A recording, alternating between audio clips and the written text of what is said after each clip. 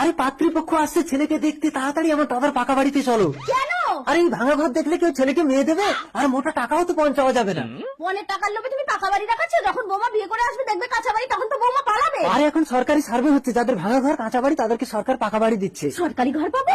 কি হলো রামকানাই? লক্ষণ দা, 1 ঘন্টার জন্য তোর ঘরটা আমার আর আমার ঘরটা তোর।